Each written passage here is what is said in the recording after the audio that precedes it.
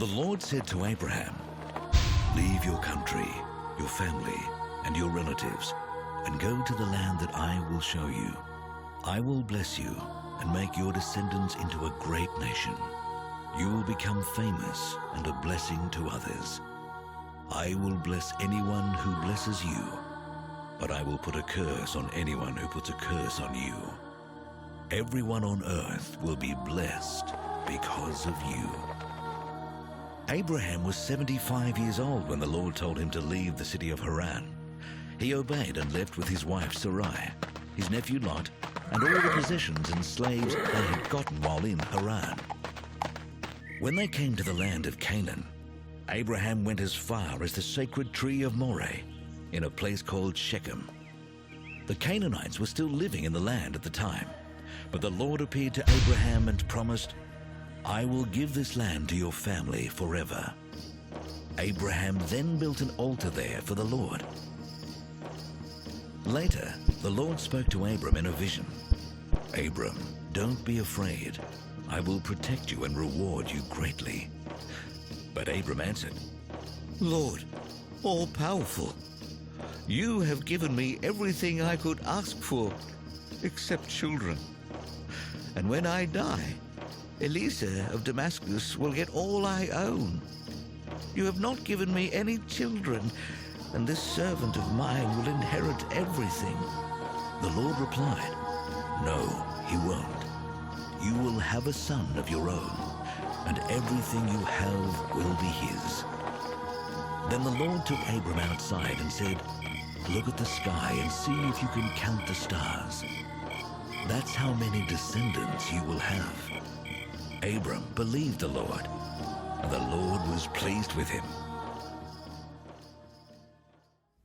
So God has spoken to Abraham.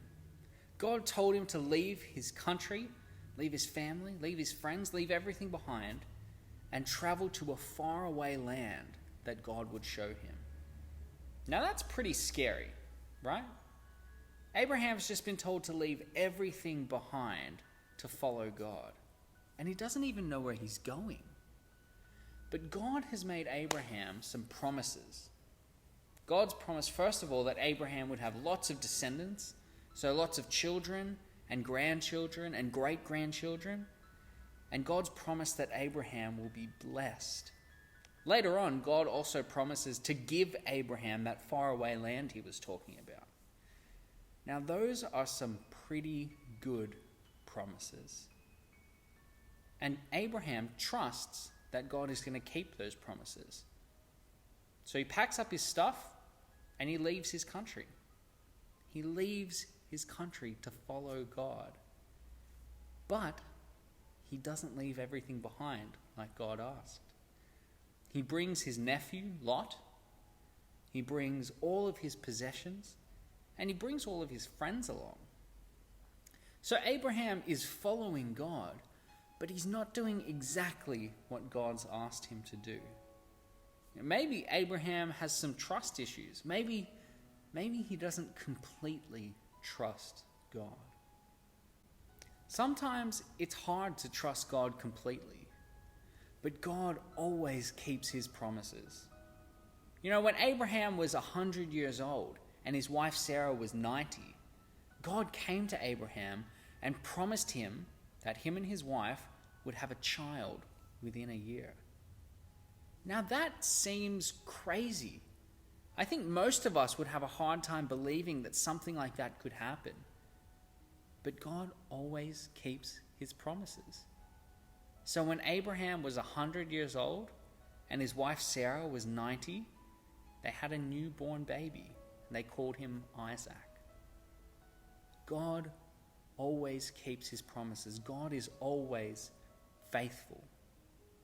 And because God is always faithful, even when we turn away from him, even when we sin, he's still there for us. In fact, God loves us so much that he wanted to fix the problem of sin. You see, when we sin, when we do the wrong thing, when we disobey God, even when we just ignore God, that's sin, and it separates us from God. So God sent someone to earth to fix the problem of sin once and for all. Do you know who that person is?